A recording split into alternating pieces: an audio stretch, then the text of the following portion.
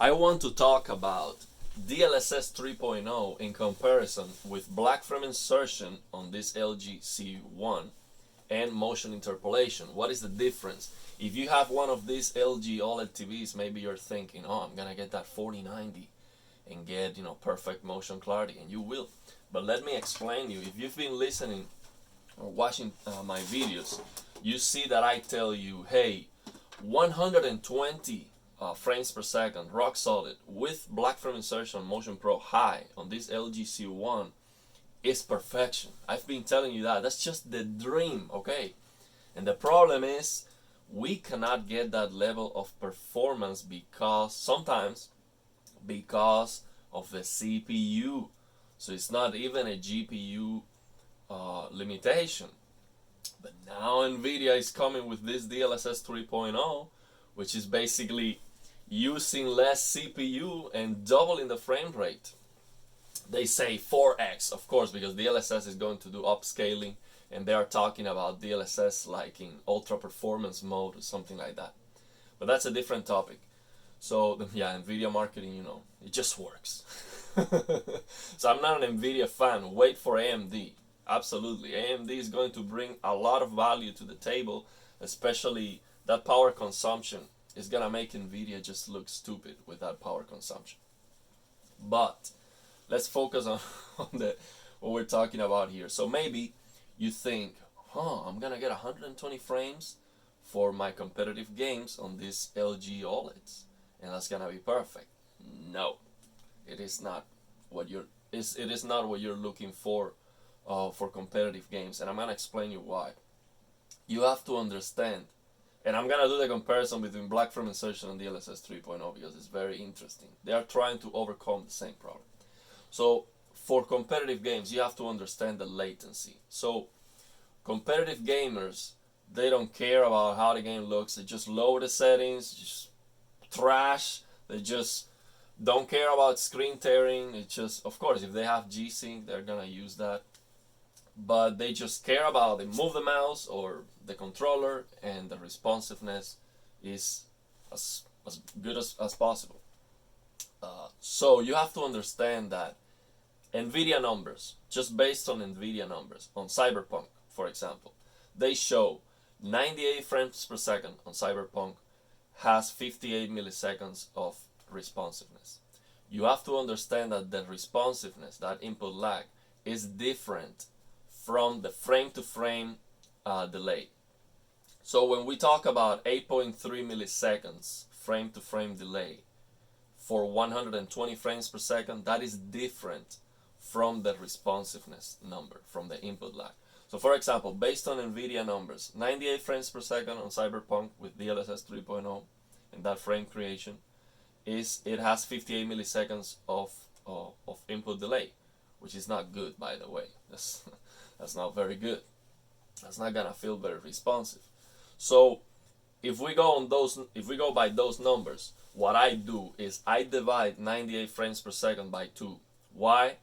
Because the real frames in that example are half. So the real frames are 49 frames. So 49 frames by 2, you get 98. Okay? So the responsiveness of 49 frames being 58 milliseconds, that makes sense. So what I do is simple math. 49 frames has 58 milliseconds of delay. So 60 frames, what is the delay? So what I do is 60 by 58 milliseconds divided by 49 frames per second. And that gives you 35 and point something milliseconds. So the responsiveness of 120 frames per second with DLSS 3.0 is going to be about 35 milliseconds. Of course, that is going to depend on the game, on the engine. There are some games that feel more responsive. Of course, that reflex is going to play a factor. But actually, I'm going to tell you what is going to be the best setup for your competitive gaming. And it's not going to be that one. So getting 120 frames with the DLSS 3.0 is going to give you like 35 milliseconds of responsiveness. That is not for competitive gaming. That is not. So it is going to look awesome. And that's exactly what I am thinking. That's why I would get that 4090, because I know on all DLSS 3.0 games, I am going to get a rock solid 120 frames per second, the responsiveness of 35 milliseconds, or a little bit more or less, is perfect for me because I don't play competitive. I prefer single play, third person action adventure games, Dark Souls kind of games, like spectacular games like the upcoming Uncharted and all of that. That's what I like. So I like to play those games and see them looking as good as possible in motion. So that's what I like. That's what I'm looking for. I love the feature, but it's not what you're thinking. So what is the difference between that DLSS 3.0 motion creation and that frame creation basically? What is the difference between that and black frame insertion on this LG C1? There's no difference. It's the same. So yeah, there's a difference, of course. So at 60 frames per second, let's say, let's compare 120, because at 60 we have some flickering, which is visible. Let's compare 120. So if we have 120 frames per second, real frames, on this LG C1, and we use Motion Pro High black frame insertion, we are going to get 240 frames per second motion clarity. Actually, it is more than that. It will be 240 maybe with Motion Pro Medium, okay, but it's actually more than that, because if you compare a 300 hertz monitor, and I heard from Alex from Digital Foundry, I watched a Q&A video, and he got an LG C1, and I heard from him.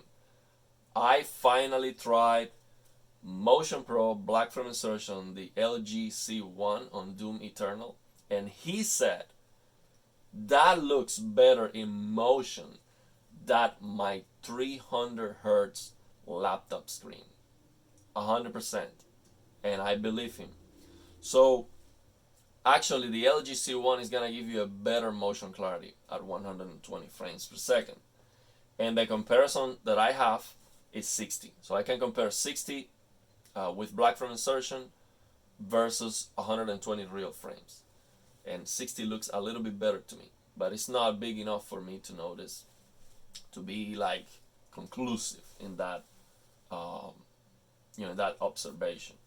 But black frame insertion might be even better, okay, in terms of motion clarity. But here's the thing: you cannot enjoy HDR at its full potential, because black frame insertion is going to reduce the peak brightness. So if you can achieve on every single game 120 frames, especially with that 4090, which is super powerful, using that DLSS 3.0, if you can achieve 240 in most games, so get 200 to 240 in most games, because that 4090 just without interpolating the frame can do 120.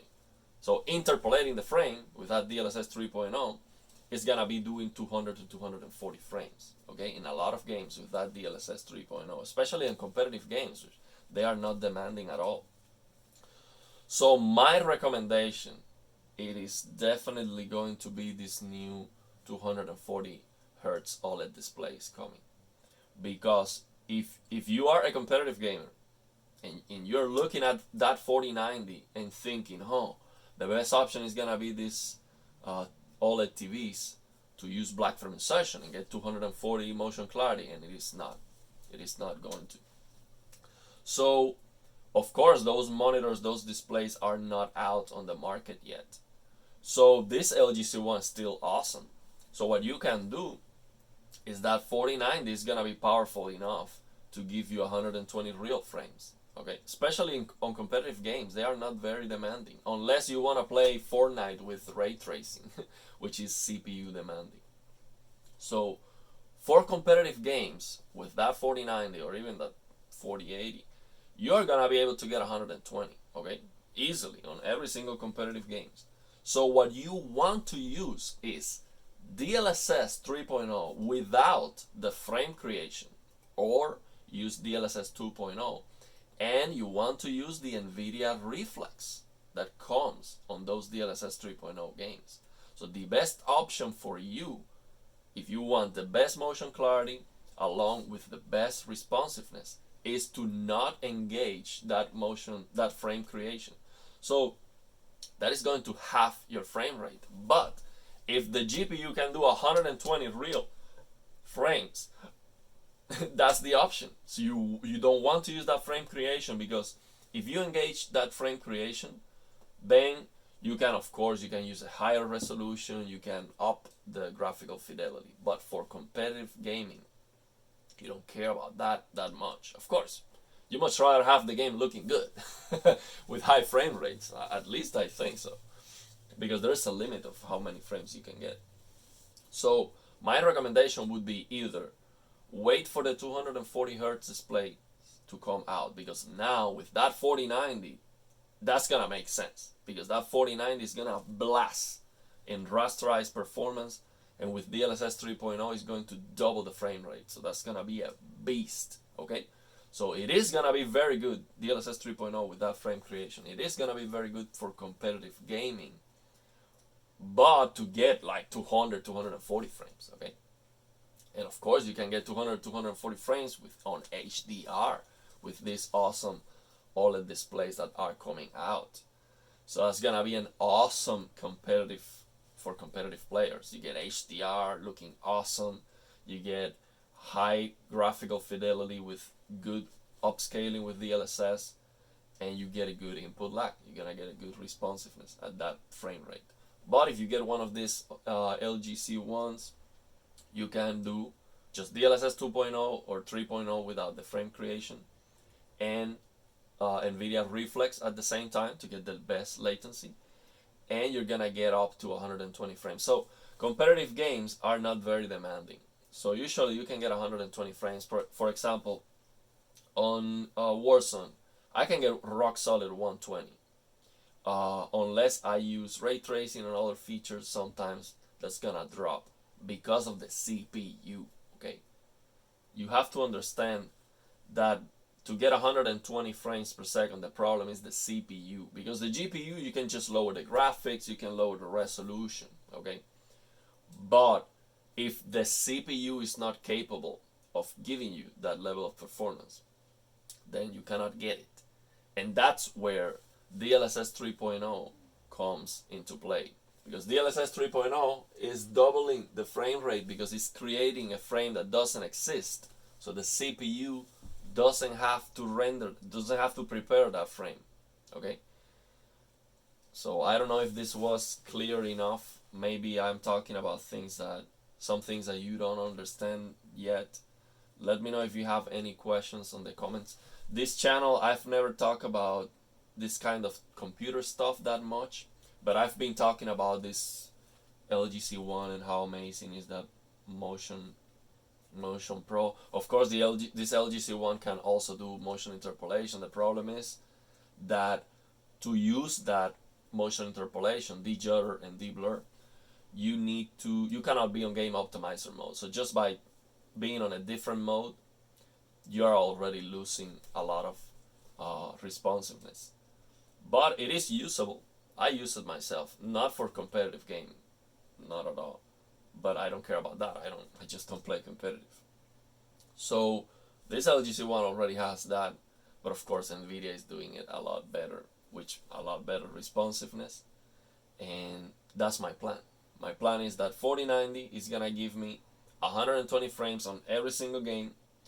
The CPU is not going to be the limitation, because that DLSS 3.0 is creating frames that don't exist, and I can use black frame insertion on top of that. So my gaming experience is gonna be 240 motion clarity, 60 frames per second responsiveness, and I'm okay with that. That's gonna look awesome.